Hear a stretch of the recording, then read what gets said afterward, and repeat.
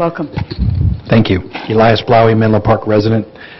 Thank you, by the way, Mayor, for your report out from the executive session. That is noted and appreciated. I'm here tonight following up on the council meeting from 2 weeks ago. The topic then was the water reduction topic. I made several points at that meeting which were rebutted. I'm here to tell you, frankly, that those rebuttals were generally erroneous, but there are bigger picture principles, too. The first comment I made, summarizing, three of you were here, Councilmember Klein was not. The council and the water district roles involve not just differing, put on your legal hats, but adverse roles when you get to the general fund. I will come back to that tonight. There are adverse interests here. Secondly, the general fund seemed to be paying for water operations effectively in some ways. I have since found, and I'll use solely city records for this, that actually it's the capital fund, as you'll hear in spades later tonight with your agenda item, that's paying for the bulk of that. But I still believe the general fund is paying for water operations in part. Third, people and projects seem to be being diverted from city matters to water matters, and that was confirmed as far as I'm concerned at the last meeting. Council and staff time, I had stated, were not being charged to the Water Operations Fund, and I pay for that time as a Menlo Park resident and not a Water District resident.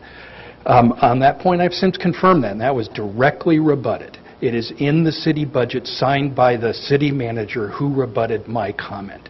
That budget says that neither the city council time nor the city manager's time is charged against the water district, period.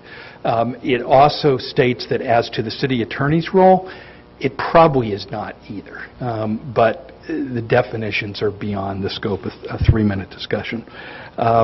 So that's finding one. And these findings are based only on reviewing the city's budget and the water agenda item in front of you this evening.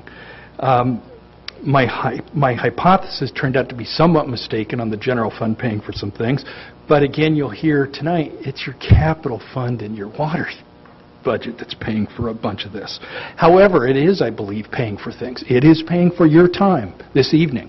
No city council time from the budget has been paid from the water district in the 5 preceding years. It's right there in black and white. Same from the city manager's office.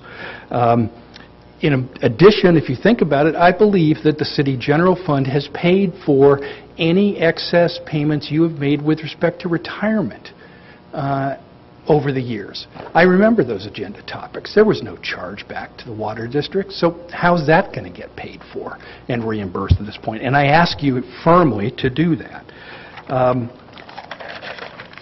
The budget on this is candidly, I think, a mess and ought to be audited in full. Let me read you 2 documents I am just floored by. One is your budget. The other is the report in front of you tonight on water service. Your budget. Fund balance is expected to be $15,917,000 at the end of fiscal 2014-15. $15.9 million. Water operations fund. Fund balance is expected to be $9,044,000 at the end of 2014-15. Well, let's contrast that, shall we, with the report in front of you this evening on water rates. Water enterprise is currently operating at a deficit. Operating revenues from water rates do not currently meet operating expenses. Operating deficit is projected at nearly $3 million. Budget's at $400,000. The revised budget in your package says $1.1 million. That's a bit of a difference. Water Enterprise does not currently have any operating fund reserves, but does have approximately $3.5 million in capital fund reserves. Well, the net of those numbers is $500,000. $500,000 in the report tonight, $25 million as between those 2 items in your budget signed by your city manager.